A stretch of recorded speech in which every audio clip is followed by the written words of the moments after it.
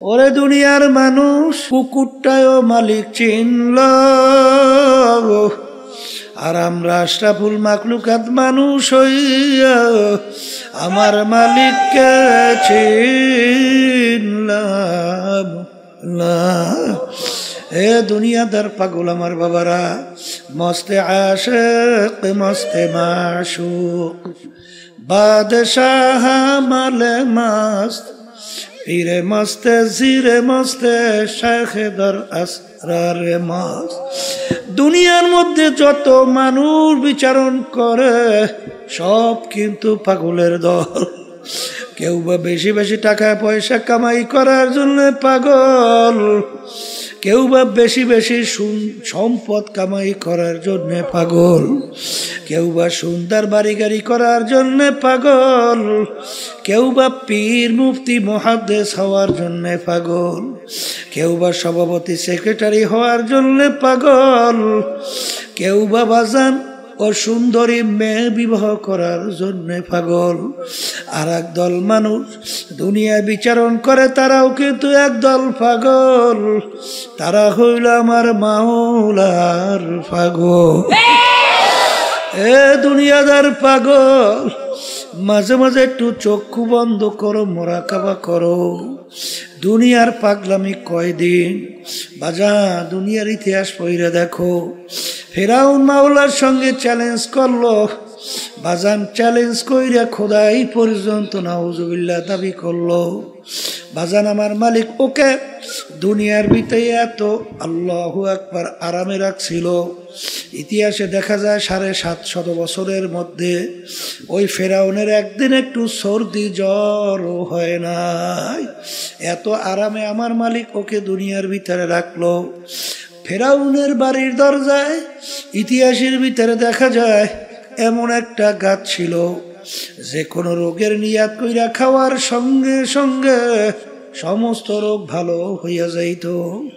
নীল দরিয়ার পানি ফেরাউনের কথায় আসা যাওয়া করত, ভাটা জোয়ার হইত। এত আরামে আমার মালিক ওকে দুনিয়ার ভিতরে রাখছিল। কিন্তু যখন ওর হায়াতের বেড়া শেষ, আমার মালিক ওকে নীল নদীর ভিতরে ফালাইয়া চুবাইয়া চুবাইয়া তারপর আমার মালিক ওকে মারছে। ফেরাউনের কোনো পাত্তাও ক্ষমতাও দেখা যায় না। সাদ্দাত মাওলার সঙ্গে চ্যালেঞ্জ করিয়া দুনিয়া ওর বেহেশত তৈরি করলো, কই সাদ্দাতের পাত্তাও নাই। নমরুদ মাওলার সঙ্গে চ্যালেঞ্জ করলো, তার খলিল ইব্রাহিমকে আগুনের ভিতরে ফেলাইলো, ঠ্যাং ভাঙ্গা মশা মাথার ভিতরে ঢুকাইয়া মাজান মস্তক পাছার পাছার পিড়াইয়া শেষা পাশা কইরা মারলো। ওই বাজান বাজান নমরুদের কোনো পাত্তা পাওয়া যায় না। এ বাংলাদেশের মানুষ, বাংলাদেশের ইতিহাস তালাশ করলে দেখবা এই বাংলাদেশের অনেক দুনিয়ামুখী নেতা, তাদের হুঙ্কার মনে বাংলার জমি থর থর করে কাঁপত। বাজান কোন আজকে যাই দেখো হাইকোর্টের মাজারের ভিতরে পইরা আছে একজন দিনদার আল্লাহওয়ালা নামাজি মানুষ, ওদের কবরের কাছে দিয়ে একটু সালামও দেয় না, বরঞ্চ বলছে বলে শয়তানটা মরছে ভালো হয়েছে। জোরে বলেন কথা ঠিক না বেঠে? এ দুনিয়াদার পাগল আমার বাবারা, এ পর্দার আড়ালের মা বোনেরা, কোন দুনিয়ার পিছনে পড়ছ? একটু মাঝে মাঝে দুনিয়া নিয়ে একটু চিন্তা করো। হাকিকত সে তো দুনিয়া বেখবর হ্যায়, দুনিয়া কি নুমাইশ পর নজর হ্যায়। বাজান আল্লাহ রসুল সাল্লাল্লাহু আলাইহি ওয়াসাল্লাম দুনিয়া এবং দুনিয়ার ক্ষমতা, দুনিয়ার সম্মান, দুনিয়ার যত সম্পদ, এই ব্যাপারে আল্লাহর হাবিব বলেন আর দুনিয়া জিফাতুন ওয়া তালিবুহা কিলা, দুনিয়াটা হলো একটা মরগের মতো। এ বুদ্ধিমান আমার বাবারা, এ পর্দার আড়ালের মা বোনেরা, বাজান একটা মরগের কি মূল্য আছে? কোনো মূল্য তো নাই, বরঞ্চ ফালাইয়া দেওয়ার জন্য ব্যস্ত। আল্লাহর হাবিব বলেন দুনিয়া এবং দুনিয়ার ভিতরে যত সম্পদ, আল্লাহর হাবিব বলেন একটা মরগের মতো, এর পিছনে যারা পড়বে আখিরাতের স্থায়ী জিন্দেগি ধ্বংস করবে। আল্লাহর হাবিব সাল্লাল্লাহু আলাইহি ওয়াসাল্লাম বলেন ওইগুলা হইল কুকুরের দল। এই জন্য বাগান সাহাবায়ে কেরামদের ইতিহাস পড়লে দেখবেন, আল্লাহর হাবিব সাল্লাল্লাহু আলাইহি ওয়াসাল্লাম ইতিহাস পড়লে দেখবেন কাফেরেরা যখন দেখলো আরে আল্লাহর হাবিব সাল্লাল্লাহু আলাইহি ওয়াসাল্লাম কোনো ক্রমই তাদের অন্যায়ের প্রতিবাদে চুপ থাকে না, বরঞ্চ বিভিন্ন কায়দার লোক সব তার কাছে জড়ো হয়। কাফেররা একত্রিত হইয়া পরামর্শ কইরা আল্লাহর হাবিবের কাছে 3টা প্রস্তাব নিয়ে গেল। 1 নম্বর প্রশ্ন, মুহাম্মদ সাল্লাল্লাহু আলাইহি ওয়াসাল্লাম তুমি এক আল্লাহর উপরে ঈমান আনার দাওয়াত দাও, এতে আমাদের জন্য কোনো সমস্যা নাই।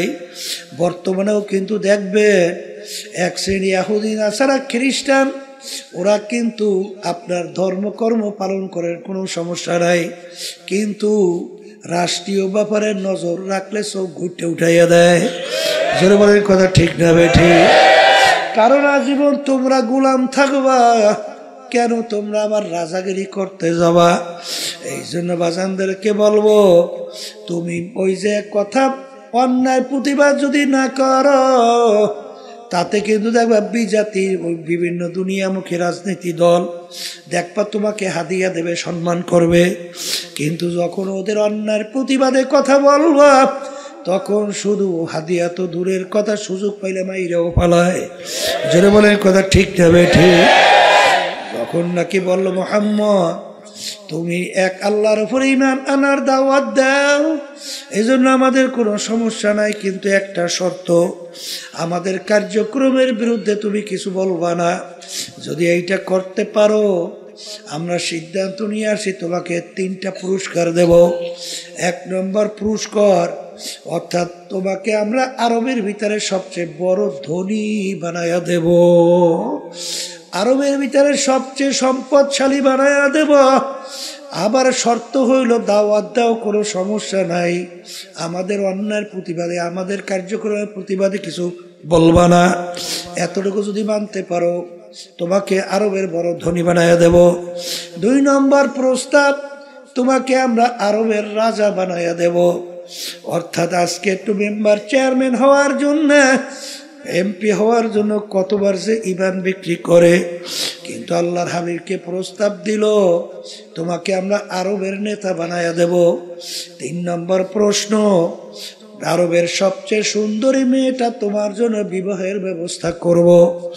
এক শর্ত হলো এক আল্লাহর উপরে ঈমান আনার দাওয়াত দাও, এজন্য আমাদের কোনো সমস্যা নাই, কিন্তু আমাদের কার্যক্রমের বিরুদ্ধে তুমি কিছু বলবা না।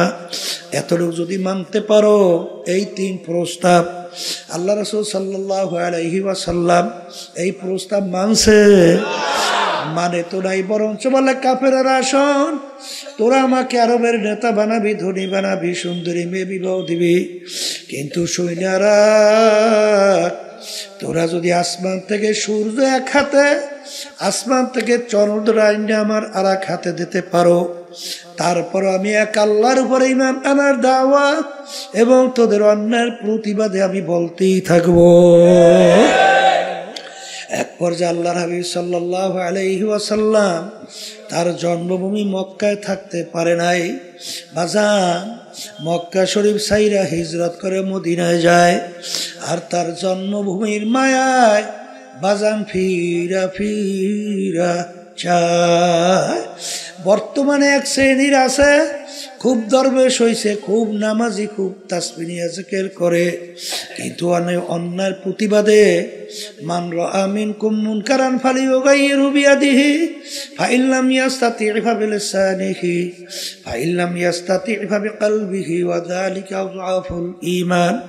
আল্লাহ নবী সাল্লাল্লাহু আলাইহি ওয়াসাল্লাম বলেন, অন্যায় প্রতিবাদে তোমার যদি শক্তি থাকে অন্যায়কে হাত দিয়ে ফিরাইয়া দাও, ওই পরিমাণ যদি শক্তি না থাকে মুখ দিয়ে বইলে অন্যায়কে ফিরাও, ওই পরিমাণ যদি শক্তি না থাকে মনে মনে পরিকল্পনা করতে থাকো কিভাবে অন্যায়কে ফিরানো যায়।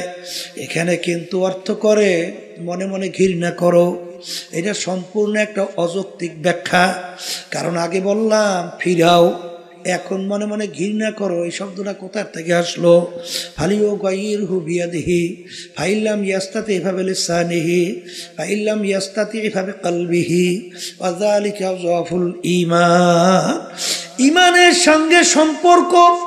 বাজারে এক শ্রেণীর দরবেশ 24 ঘন্টা ইবাদতে লিপ্ত, তাহাজ্জুদে কামাই নাই।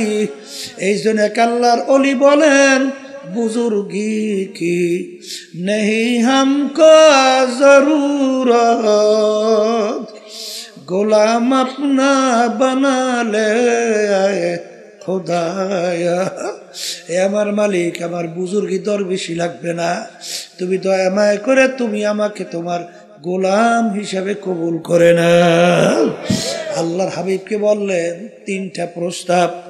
আরবের বড় ধনী, বড় নেতা, বাজান সুন্দরী মেয়ে বিবাহ।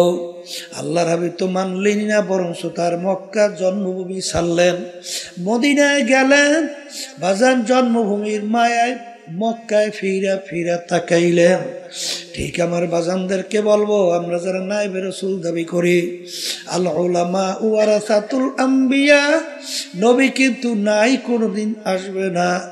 আমরা হইল নবীর নায়েব, আমরা হইল নবীর ওয়ারিস, ইলমের ওয়ারিস কিয়ামত পর্যন্ত থাকবে। বাজান মা আতাকুমুর রাসূলু ফাখুযুহু ওয়া মা নাহাকুম আনহু ফান্তাহু। আল্লাহ নবী যা কিছু নিয়ে আসছেন পুরাপুরি আঁকড়াইয়া ধরা লাগবে, যার থেকে নিষেধ করছেন পুরাপুরি ফেরা লাগবে। এই জন্য আমার ভাইদেরকে বলবো, আল্লাহর হাবিব সাল্লাল্লাহু আলাইহি ওয়াসাল্লামের মৌলিক 4টা কাজ ছিল। যারা বলেন কয়টা? 1 নম্বর মুখস্থ করেন দাওয়াত, 2 নম্বর মুখস্থ করেন তালিম, 3 নম্বর মুখস্থ করেন তাজকিয়া নফস, 4 নম্বরে জিহাদ। বাজান দাওয়াতও লাগবে, তালিমও লাগবে, তাজকিয়া নফসও লাগবে, জিহাদও লাগবে। দিন কিন্তু পরিপূর্ণ, বাড়তি কমতি আর কোনো দিক নাই, আর আসবেও না, পরিবর্তনও হবে না। আমার আব্বাজান রহমাতুল্লাহ আলাইহি চরমনায় জমিনে ঘুমায়া আছেন। আমার আব্বাজান বলতেন, বাজান রে, আমার মালিক বলছেন, ওয়ালা তামুতুন্না ইল্লা ওয়া আনতুম মুসলিমুন, খবরদার তোমরা মুসলমান না হইয়া কেউ মরিও না। মুসলমান কাকে বলে? বুয়াদ গরদান নেহাদান এনানে খোদ বাদস্তে খাজাদাদা। ঘোড়ার মুখে যখন লাগাম লাগায়, লাগাম লাগাইয়া যখন লাগাম সাওয়ারি হাতে ছাড়ে, ঘোড়ার নিজের ব্যক্তিগত বুদ্ধি চালাকি আর চলবে না। সাওয়ারি যেভাবে চালায় ওইভাবে চলার নামই হইল লাগাম লাগানো। এ কবরের যাত্রীরা, হে পর্দার আড়ালের মা বোনেরা, আমরা মুসলমান কালিমা পড়ছি লা ইলাহা ইল্লাল্লাহু মুহাম্মাদুর রাসূলুল্লাহ, লা মাতলুবা ইল্লাল্লাহ, লা মাহবুবা ইল্লাল্লাহ, লা মাশুকা ইল্লাল্লাহ, লা ইলাহা ইল্লাল্লাহু মুহাম্মাদুর রাসূলুল্লাহ।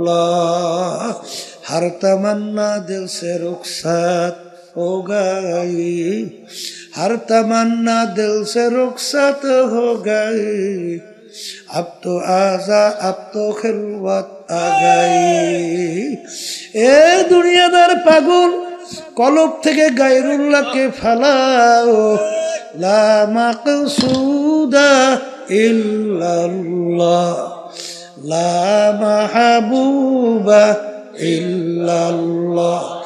লা বইলা যখন ডান দিকে মাথা ঘুরাও, বাজান আল্লাহু আকবার কারি ইব্রাহিম সাহেব রহমাতুল্লাহ আলাইহি তিনি বলতেন বাজান যখন লাভ হইলা মাথা ডানে ঘুরাও তখন খেয়াল করো কলব থেকে সমস্ত গায়রুল্লাহকে ফালাইয়া দিতেছি।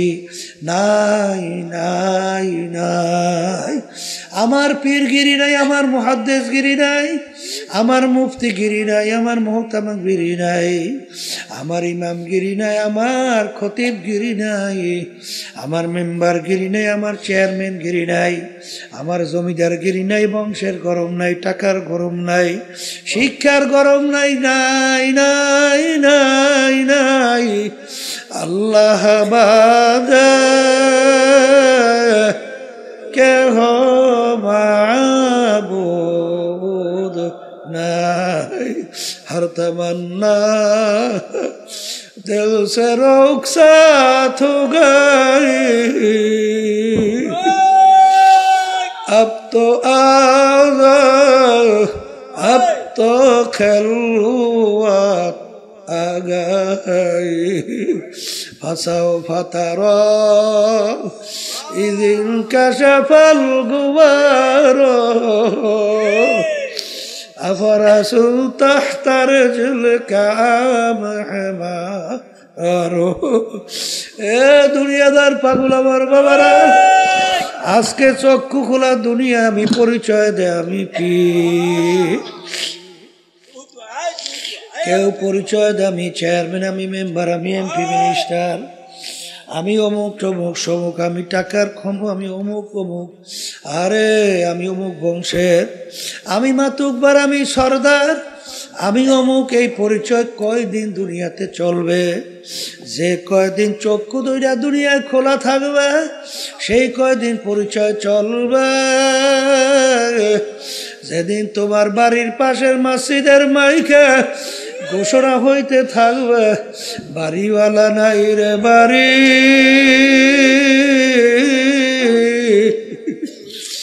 নাই রে দুনিয়াতে,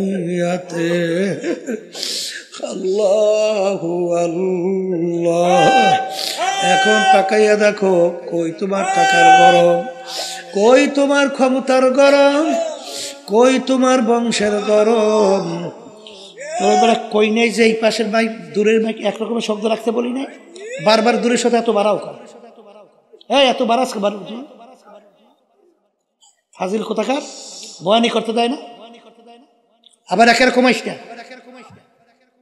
এই পাশে শব্দ বাড়া, একরকমের শব্দ রাখতে বলি নাই, ফাজিল কোথাকার তখন। আল্লাহু আল্লাহ। এ কবরের যাত্রীরা, পর্দার আড়ালের মা বোনেরা, দুনিয়ার জিন্দেগি কিন্তু একটাই বাজান। একবার যদি কেউ কবরে যাইয়া ঠইয়া বসো, আর দ্বিতীয়বার দুনিয়াতে আসে আপিল কইরা জিতবার কিন্তু আর আশা নাই। এ কবরের যাত্রীরা বাজান, আমি আপনাদের সামনে প্রথম আয়াত শরীফ তেলাওয়াত করছিলাম। আয়াতের ভিতরে আমার মালিক বলে, আমি 18,000 কম বেশি মাখলুকাত সৃষ্টি করছি, এর ভিতরে 2টা মাখলুকাত সৃষ্টি করলাম কেন? মানুষ এবং জিন। এই 2টা মাখলুকাত আমি সৃষ্টি করলাম একমাত্র আমার ইবাদতের জন্য। সবাই বলি সুবহানাল্লাহ। এ কবরের যাত্রীরা, মালিক আমাদেরকে বানাইছেন তার ইবাদতের জন্য। এখন বলতে পারেন হুজুর, অন্যান্য মাখলুকাতগুলো আমার মালিক কেন বানাইলেন? আমার মালিক অন্য আয়াতে বলেন, ওয়া খুলিকা লাকুম মা ফিল আরদি জামিআ, অন্যান্য মাখলুকাতগুলো আমি বানাইছি তোমাদের জন্য। এ কবরের যাত্রীরা, এ পর্দার আড়ালের মা বোনেরা, বাজার সূর্য আমাদের মানুষের দরকার আছে না নাই? একটা মানুষ যদি দুনিয়ায় না থাকে সূর্যের কিন্তু কিছু আসে যায় না। বাজান, গাছ আমাদের দরকার আছে না নাই? মাছ আমাদের দরকার আছে না নাই? গরু আমাদের দরকার আছে না নাই? একটা একটা মানুষ দুনিয়ায় না থাকলে গরুর কিন্তু কিছু আসে যায় না, মাছের কিন্তু কিছু আসে যায় না। সব বানাইলেন মালিক আমাদের জন্য, আমাদেরকে মালিক বানাইলেন তার ইবাদতের জন্য। বাজান, ইবাদত একটা আরবি শব্দ, বাংলা অর্থ হলো মালিকের হুকুম অনুযায়ী চলা। মালিকের হুকুম অনুযায়ী চলার নাম কি? এ আল্লাহর বান্দারা, পর্দা আলে মা বোনেরা, আমার মালিকের হুকুম প্রতিটা মানুষের ব্যক্তিগত জীবনে আছে না নাই? এ জোরে বলো, আছে না নাই? আমার মালিকের হুকুম প্রতিটা মানুষের বাজান পারিবারিক জীবনে আছে না নাই? বাজান সামাজিক জীবনে আছে না নাই? কামাইয়ের ব্যাপারে আছে না নাই? খরচের ব্যাপারে আছে না নাই? রাজনৈতিক জীবনে মনে হয় নাই? এখানেও আছে। এক শ্রেণীর বর্তমানে কিন্তু তারা বলে আমরা রাজনীতি করি না। হ্যাঁ, তবে মানব রচিত কুফরি তন্ত্র মন্ত্র এই রাজনীতি করি না এটা বললে ঠিক আছে। কিন্তু বাজান রে, আল্লাহ নবী সাল্লাল্লাহু আলাইহি ওয়াসাল্লাম তিনি কিন্তু রাষ্ট্রপ্রধান ছিলেন কি ছিলেন না? তিনি কোন নীতি আদর্শ অনুযায়ী রাষ্ট্র চালাইছে? কি আল্লাহর নীতি আদর্শ অনুযায়ী। এই কথা ঠিক না বেঠি? আল্লাহু আকবার। আল্লাহ রাব্বুল আলামিন বলেন যে আমি ইসলামের উপরে রাজি খুশি। এখন আমার কাছে একমাত্র গ্রহণযোগ্য নীতি আদর্শের নাম কি? ইসলাম। এই নীতি আদর্শ আল্লাহর হাবিব রাষ্ট্র পরিচালনা করছেন। সাহাবায়ে কেরাম রাষ্ট্রপ্রধান ছিলেন কি ছিলেন না? কিন্তু যারা আজকে নায়েব দাবি কইরা বলে আমরা রাজনীতি করি না, এই আল্লাহর বান্দারা ভালো কইরা বুঝা শুই না, তারপর বলা লাগবে। কারণ খোদা না কাজটা যদি এই কথা বলো তাহলে আল্লাহর হাবিবের এই কাজকে তুমি অস্বীকার করো। জোরে বলেন কথা ঠিক না বেঠি? রাষ্ট্র পরিচালনার মধ্যে বাজান শত শত কোরআনুল কারীমের ভিতরে আয়াত আছে না? যদি রাষ্ট্রের ভিতরে তুমি এইটা বাস্তবায়ন না করো, এইটা বাস্তবায়ন করবে হিন্দুরা, খ্রিস্টান, অন্য বিজাতি। বাজান দরবেশি বুজুর্গি আমার মালিকের দরবারে কোনো দাম নাই। আল্লাহ রাব্বুল আলামিন তার রাসূলের উপদি দিয়েছেন আবদুহু ওয়া রাসূলুহু। আগে আমার বান্দা, তারপর আমার রাসূল। জোরে বলেন কথা ঠিক না বেঠি? সবচেয়ে বড় মর্তাবা, সবচেয়ে বড় সম্মান, এর বড় পদ হইল আবদিয়াতের দরজা। জোরে বলেন কথা ঠিক কিনা?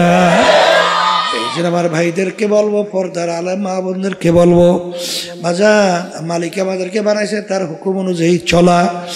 এ কবরের যাত্রীরা, এ পর্দার আড়ালের মা বোনেরা,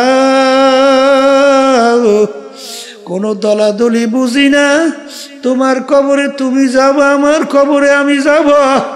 তোমার কবরের প্রশ্নের উত্তর তুমি দিবা, আমার কবরের প্রশ্নের উত্তর আমি দেব। কিন্তু ওয়ালা তামুতুন্না ইল্লা ওয়া আনতুম মুসলিমুন, খবরদার মুসলমান না হইয়া কেউ মরিও না।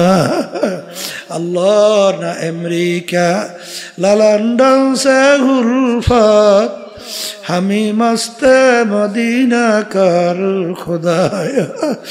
এ মুসলমান আমার বাবারা, পর্দার আড়ালের মা বোনেরা, দুনিয়ার যে কোনো প্রান্তে মানুষ থাকলে সেকেন্ডের মধ্যে যোগাযোগ করা যায়। আর তোমার আমার বাড়ির দরজায় আমার আম্মা ঘুমায়া রইল, আমার আব্বা ঘুমায়া রইল, আত্মীয় স্বজন ঘুমায়া রইল, কই আজ পর্যন্ত খবর দিতে পারে না, নেতেও কিন্তু পারলাম না। এই জন্য আমার বাজানদেরকে বলবো, আল্লাহ নবী সাল্লাল্লাহু আলাইহি ওয়াসাল্লাম তার অল্প বয়সে তার দাড়ি মোবারক পাইকে গেল, তার পিঠ মোবারক গুজা হয়ে গেল। সাহাবায়ে কেরাম বলে, আল্লাহর রাসূল এত অল্প বয়সে আপনার দাড়ি মোবারক কেন পাকলো, কেন আপনার পিঠ মোবারক গুজা হলো? আল্লাহ নবী বলেন, আমার সাহাবারা, আমি রাসূল যা দেখি তোমরা তো দেখো না, আমি রসুল যা জানি তোমরা তো জানো না, আমি রসুল যা শুনি তোমরা তো শোনো না। আরে যারা আমার উম্মতরা ঠিক মতো 5 ওয়াক্ত নামাজ পড়ে না, যারা আল্লাহর হুকুম রমজান মাসের রোজা রাখে না, যাদের উপরে হজ যাকাত ফরজ হওয়ার পরেও ঠিক মতো যাকাত দেয় না, আল্লাহর হুকুম পর্দা ফরজ ঠিক মতো পর্দা করে না, আরে সুন্নাত তরিকে চলে না, হারাম হালাল তমিজ কইরা খায় না, চলে না, তাদের ব্যাপারে আমার মালিক যে আযাবের ঘোষণা দিছে, যেই জাহান্নাম তৈরি করছে, ওই 1 সেকেন্ডের আযাব সহ্য করার শক্তি দুনিয়ার কোনো মানুষের না। আমার উম্মত কিভাবে জাহান্নামের আগুনের ভিতরে জ্বলবে, এই চিন্তায় চিন্তায় আমি রসুলের দাড়ি পাইখা গেল, আমি রসুলের পিঠ বুঝা হয়ে গেল। এই কবরের যাত্রীরা আল্লাহর হাবিব কিন্তু তার নিজের চিন্তায় দাঁড়িয়েও ফাঁকে নাই, তার নিজের চিন্তায় পিঠ মোবারক বুঝা হয় নাই। তোমার আমার চিন্তা আল্লাহর হাবিবের দাড়ি মোবারক পাইখা গেল, পিঠ মোবারক গুজা হয়ে গেল। আমার বাজানদেরকে বলবো, পর্দালে মা বোনদেরকে বলবো, কি যাত না বিষে বুঝিবে সে কিসে, কি যাত না বিষে বুঝিবে সে কিসে, কবু আসি বিষে ধ্বংসিনী যারে। বাজান তোমার আমার চেষ্টাও নাই, চিন্তাও নাই, এই জন্য চোখেও পানি নাই। ধরাকে সরা জ্ঞান মনে করো না, যা মনে করে তা করো, কিন্তু মনকে বুঝো রে মন, দুনিয়া কিন্তু থাকার জায়গা না, কেউ কোনোদিন থাকতে পারে নাই, কেউ কোনোদিন থাকতে পারবেও না। কিন্তু নাফরমান হইয়া যদি কেউ কবরে যাইয়া শুইয়া বসো, আরে আমার মালিক বলেন এই কবর কিন্তু আসল কবর থাকবে না, নাফরমানের কবরের ভিতরে জাহান্নামের আগুন এসে ভইরা যাবে। আল্লাহ আপনি আমাকে আমাদের সবাইকে মাফ করিয়া দিন। আল্লাহ আল্লাহ তোমার আমার চিন্তাও নাই, চেষ্টাও নাই, এই জন্য চোখের মধ্যেও পানি নাই। কিন্তু ওসমান গনি রাদিয়াল্লাহু তাআলা আনহু ইতিহাস পড়লে দেখবে অনেক সময় কবর দেখলে এমন ভাবে অজরে কান্না শুরু করতেন, কানতে কানতে দাঁড়ানো অবস্থায় ঠাস করে বইসা পড়তো। লোকেরা বলে আমি কবর দেখলে এরকম কেন, আমি অস্থির হইয়া। তিনি বলে ও আমার সাথীরা, আখিরাতের যে কয়টা ঘাটি তার 1 নম্বর ঘাটি হইল কবর।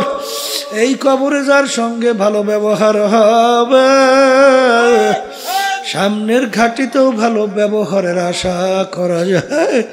এই জন্য আমি কবর দেখলে সহ্য করতে পারি না।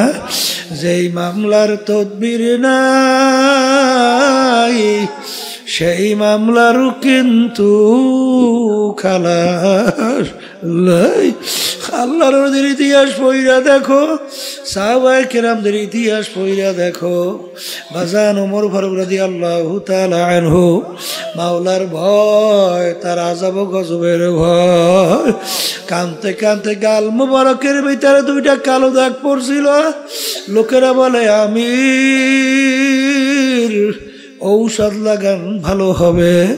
তিনি বলে আমার সাথীরা, কিয়ামতের ময়দানে মালিক যখন জিজ্ঞাসা করবে ওমর কি আমল নিয়া, বলবো মালিক তোমার ভয়, তোমার জাহান্নামের ভয়, তোমার আযাব গজবের ভয়।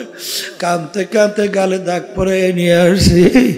বাজার এই ওমর ফারুক রাদিয়াল্লাহু তাআলা আনহু ইতিহাস পড়লে দেখবার রাস্তা দিয়ে হাঁটতেন, ভেজা কুটা নাড়া হাতের ভিতরে উঠাইয়া তাকাইয়া তাকাইয়া 2 চোখের পানি ফালাইয়া কান্দে আর বলে ভেজা কুটা নাড়া তুই আমার চেয়ে অনেক ভালো। তোর কোনো হিসাব নাই, নিকাশ নাই, বেহেশত নাই, জাহান্নামও নাই, কিন্তু আমি ওমর মানুষ, আমার মালিকের সামনে দাঁড়াইয়া হিসাব দেওয়া লাগবে। এ ভেজা কুটা নারা, তুই আমার চেয়ে অনেক ভালো। যেই মামলার তদবির নাই তার কিন্তু খালাস নাই। আল্লাহর ওলিদের ইতিহাস পড়লে দেখব তারা কাঁদতে কাঁদতে আমার মাওলার কবরে চলে গেল। বাজান কোন দুনিয়ার পিছনে পড়ছো? দুনিয়া কিন্তু ফাঁকি, দুনিয়া কিন্তু ফাঁকি। পিছনের দিকে তাকাইয়া দেখো, ল্যাংটইয়া দৌড়দৌড়ি করছিলাম, মনে পড়ে কি পড়ে না? ওদিকে এখন আয়নার সামনে যখন চেহারার দিকে তাকাই, দেখি কাঁচা দাড়িগুলো পাইকা সাদা হইয়া গেল, দাঁতগুলা পইরা বকরা হইয়া গেল। আরে এখন লাঠি নিয়ে অনেকে ঠ্যাক দিয়ে হাঁটা লাগে।